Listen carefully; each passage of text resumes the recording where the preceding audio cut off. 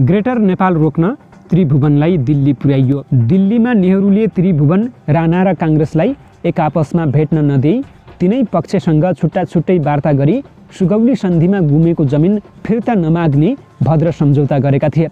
यसका निम्ति त्रिभुवनलाई विक्रम सम्वत 2003 मा जङ्गबहादुर राणाले खोसेको शाही सत्ताको पुनर्स्थापना गरिदिने, राणा प्रधानमन्त्री मोहन शमशेरलाई प्रजातान्त्रिक सरकारको पनि नेतृत्व गर्न दिई उनको सम्मान जोगाइदिने र काङ्ग्रेसलाई तत्काल सरकारमा स्थापित गरी भविष्यमा उसैलाई सरकारको नेतृत्व दिने भन्ने जुलाई 31 तारिखमा नेपालसँग भएको तथाकथित शान्ति तथा मैत्री सन्धिको धारा 8 ले तत्कालीन दिल्लीलाई अन्य मनस्क बनाइदिएको थियो। लगत्तै सन् 1950 अक्टोबर 30 मा नेपाल र बेलायत बीच भएको सन्धिको धारा 8 ले दिल्लीको यो अन्य मनस्कतालाई थप बढाइदियो। त्रुटि गर्नेलाई नै त्रुटि कहाँनिर भयो भन्ने सबैभन्दा बढी थाहा हुन्छ। तत्कालीन दिल्ली काठमाडौँसँग सन्धि गरेर नेपाललाई आफ्नो मुठीमा राख्न व्यग्र थियो। चीनको प्रभाव नेपालमा नपरोस् र आफ्नो हातबाट नेपाल नउम्कियोस् भन्ने ध्येयले ऊ अघि बढ्दै थियो। त्यसैले दिल्लीकै दबावमा नेपालको तत्कालीन राणा सरकार भारतसँग उक्त सन्धि गर्न बाध्य भयो। यो सन्धिका धेरै दफा भारतको पक्षमा भए पनि धारा 1 र 8 का कारण नेपालको पक्ष मजबुत हुन पुग्यो। 10 सूत्रीय यो सन्धिको धारा 1 मा नेपाल सरकार र भारत सरकारका बीच अटल शान्ति र मित्रता रहनेछ। दुवै सरकारले परस्परमा एकले अर्काको पूर्ण राज्यसत्ता, राज्य क्षेत्रको अक्षुण्णता र स्वाधीनता स्वीकार र आदर गर्न मन्जुर गर्दछन्। यस्तै धारा 8 मा जहाँ तक यहाँ जिकिर गरिएका कुराहरूको सम्पर्क रहेको छ ती सबैमा यी सन्धि पत्रले भारतको तर्फबाट ब्रिटिस सरकार र नेपाल सरकार बीचमा भएका यसअघिका सबै सन्धि पत्र, स्वीकार पत्र र कबुलियतनामाहरूलाई खारेज गर्छ भनिएको छ। चीनले नेपालसँग कुनै सन्धि गरेर भारतलाई अप्ठ्यारोमा पार्ला भन्ने डरले हतार र दबावमा नेपालसँग सन्धि गर्दा भारतले नसोचेको काम हुन गयो। भारतीय पक्ष यो सन्धिमा कहाँनिर चुक्यो त भन्ने प्रश्नमाथि घोरिएर हेर्दा सर्वप्रथम धारा 8 को जहाँ तक यहाँ जिकिर गरिएका कुराहरूको सम्पर्क रहेको छ भन्ने पदावली अर्थात् उपवाक्यतर्फ ध्यान दिएर हेरौँ। यो 10 सूत्रीय सन्धिका बाँकी 9 धारामा के कुराको जिकिर गरिएको छ भनेर हेर्ने हो भने यो सन्धिको पहिलो धारामा दुवै मुलुकले एकअर्काको पूर्ण सार्वभौम सत्ता, राज्य क्षेत्रको अक्षुण्णता र स्वाधीनतालाई स्वीकार र आदर गर्ने उल्लेख रहेको छ भने दोस्रो धारामा कुनै तेस्रो राष्ट्रसँग फाटो पर्न गई यसबाट यी दुवै मुलुक बीचको मित्रतामा असर पर्ने भए दुवै सरकारले परस्परमा सो कुराको समाचार दिने कबुल गर्दछन् भनिएको छ। तेस्रो र चौथो धारामा एकअर्काको देशबीच राजदूत स्तरीय सम्बन्ध रहने र एकअर्काको देशका विभिन्न क्षेत्र र बन्दरगाहमा कूटनीतिक प्रतिनिधिहरू रहने उल्लेख रहेको छ। पाँचौं धारामा दुवै सरकारले नेपाललाई चाहिने हात हतियारहरू भारतबाट र भारतको बाटो गरी पैठारी गर्ने बन्दोबस्त मिलाउनेछन् भनिएको छ। छैठौं धारामा दुवै सरकार आफ्नो राज्य क्षेत्रमा रहेका नागरिकलाई औद्योगिक र आर्थिक विकास सम्बन्धी क्रियाकलापमा सहभागी हुनलाई राष्ट्रिय व्यवहार दिन कबुल गर्छन् भनिएको छ। धारा 7 मा दुवै सरकार आफ्नो राज्य क्षेत्रमा रहेका अर्को मुलुकका रैतीलाई आफ्नो देशका नागरिक सरह विशेष अधिकार दिन प्रतिबद्ध छन् भनिएको छ। धारा 8 मा नेपाल ब्रिटिस इन्डिया बीच भएका सबै सन्धि सम्झौता रद्द हुन्छन् भनिएको छ। यो सन्धिको धारा 9 मा हस्ताक्षर भएकै मितिदेखि यो सन्धि लागू हुने र धारा 10 मा कुनै एक मुलुकले 1 वर्षको भाका दिई यो सन्धि पत्रको अन्त्य गर्न नखोजेसम्म यो सन्धि अविच्छिन्न रूपमा जारी रहने उल्लेख रहेको छ।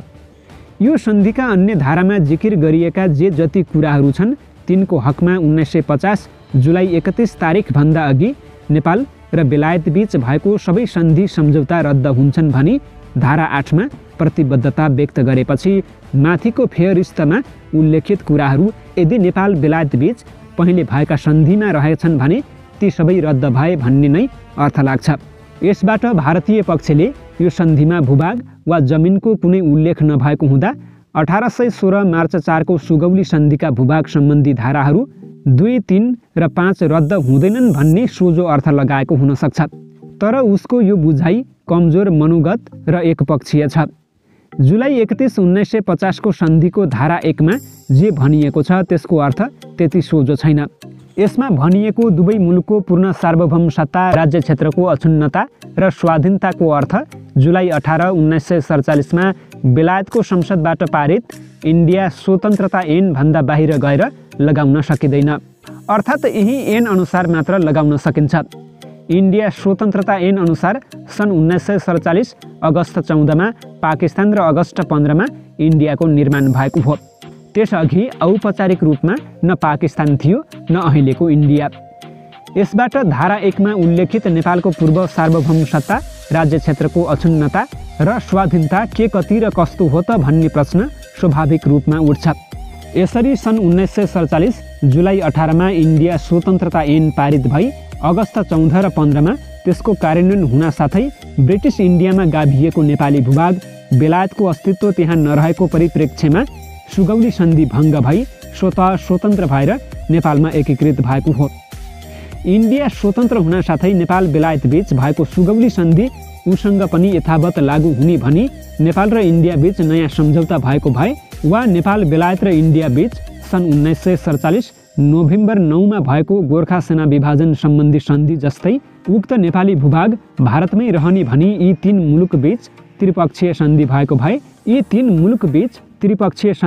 भए इन्डिया भुटान सन्धि 1949 अगस्त 8 को धारा 4 अनुसार भुटानको जमिन भारतमा रहे झैँ नेपाली भूभाग भारतमा रहनु वैध हुन्थ्यो। तर इन्डियाले सुगौली सन्धिको अनुमोदन गर्नुको सट्टा 1950 जुलाई 31 को सन्धिको धारा 8 अनुसार सुगौली सन्धि लगायत नेपाल र बेलायत बीच भएका सम्पूर्ण सन्धि सम्झौता र स्वीकार पत्रलाई रद्द गरियो।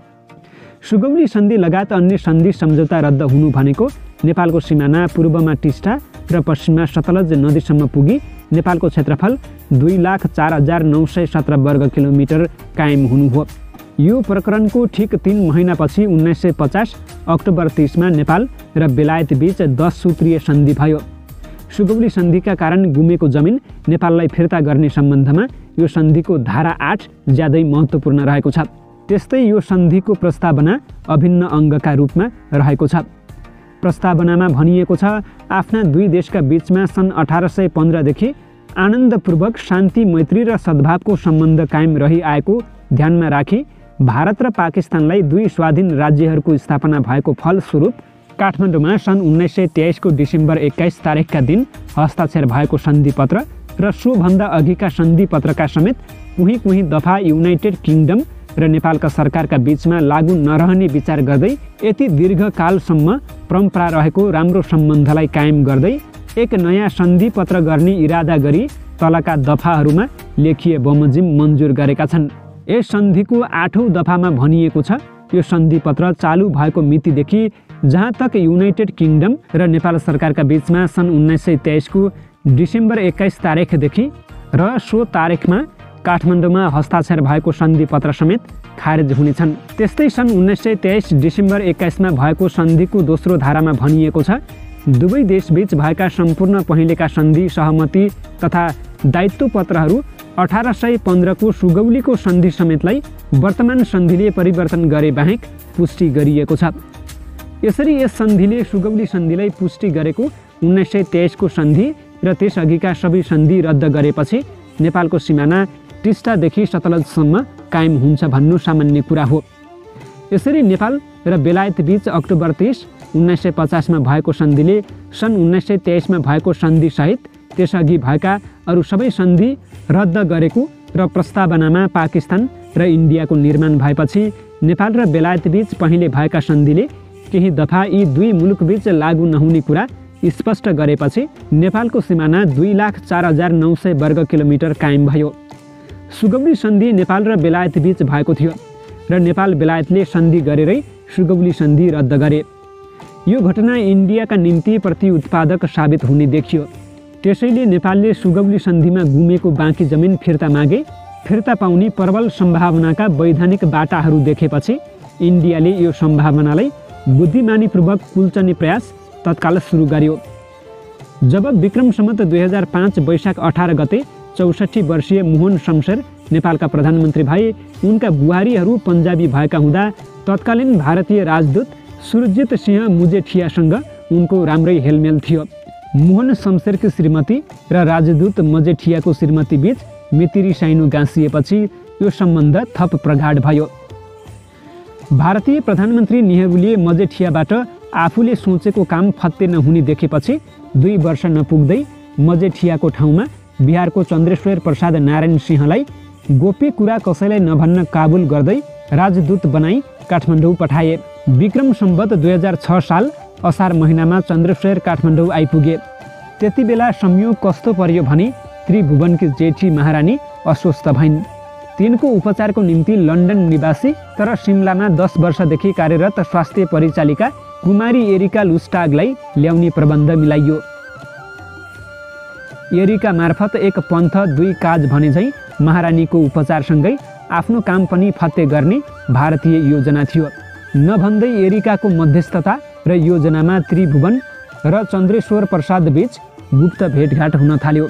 एरिका र चन्द्रेश्वर बीच पनि निरन्तर सम्पर्क भइरहेको थियो। त्रिभुवनलाई दिल्ली पुर्याउने योजना यति तीव्र गतिमा अघि बढ्यो कि सन् 1950 अक्टोबर 30 मा नेपाल र बेलायत बीच सन्धि भएको 1 हप्ता नबित्दै राजदूत चन्द्रेश्वरसँगको परामर्श र सहमतिमा सन् 1950 नोभेम्बर 6 तारिखका दिन बिहान नागार्जुनमा शिकार खेल्न जाने निहुमा राजा त्रिभुवन सपरिवार त्यति बेला शीतल निवासमा रहेको भारतीय राजदूतावासभित्र प्रवेश गरे। राजदूत चन्द्रेश्वर प्रसादले वायरलेसमा नेहरूसँग धेरै छलफल गरी यो घटनाक्रमसँग सम्बन्धित आवश्यक आदेश र सुझाव लिई शीतल निवासमै 6 दिनसम्म बसेर 7औं दिन नोभेम्बर 12 मा इन्डियन एयरफोर्सको विमानद्वारा त्रिभुवन सपरिवार दिल्ली प्रस्थान गरे। दिल्लीको पालम एयरपोर्टमा नेहरूले त्रिभुवनको स्वागत गरी उनलाई हैदराबाद हाउसमा विराजमान गराए। हुन त यसलाई राणाशाही विरुद्ध प्रजातन्त्रको पक्षमा त्रिभुवनले लगाएको गद्दीको बाजीका रूपमा अर्थ्याउने गरिन्छ। तर इन्डियालाई नेपालमा प्रजातन्त्र चाहिएको भए इन्डिया स्वतन्त्र भएको 3 वर्षसम्म नेपालमा प्रजातन्त्र आउने दिन पुर्नुपर्ने थिएन। वास्तवमा त्रिभुवनलाई सन् 1950 जुलाई 31 र सन् 1950 अक्टोबर 30 प्रत्येक सन्धिका धारा 8 ले कायम गरेको ग्रेटर नेपाललाई मूर्त रूप दिनबाट रोक्न त्रिभुवनलाई दिल्ली पुर्याइएको थियो। तत्कालीन राणा सरकारले बेलायतसँग उक्त सन्धि गरेको हुँदा त्यसको रिस फेर्न भारतीय योजना मुताबिक नै नेपाली काङ्ग्रेसलाई राणाशाही विरुद्ध लड्न उसले आवश्यक सहयोग गरेको थियो। दिल्लीमा नेहरूले त्रिभुवन, राणा र काङ्ग्रेसलाई एक आपसमा भेट्न नदिई तिनै पक्षसँग छुट्टा छुट्टै वार्ता गरी सुगौली सन्धिमा गुमेको जमिन फिर्ता नमाग्ने भद्र सम्झौता गरेका थिए। यसका निम्ति त्रिभुवनलाई विक्रम सम्वत 2003 मा जङ्गबहादुर राणाले खोसेको शाही सत्ताको पुनर्स्थापना गरिदिने, राणा प्रधानमन्त्री मोहन शमशेरलाई प्रजातान्त्रिक सरकारको पनि नेतृत्व गर्न दिई उनको सम्मान जोगाइदिने र काङ्ग्रेसलाई तत्काल सरकारमा स्थापित गरी भविष्यमा उसैलाई सरकारको नेतृत्व दिने भन्ने सम्झौता रहेको थियो।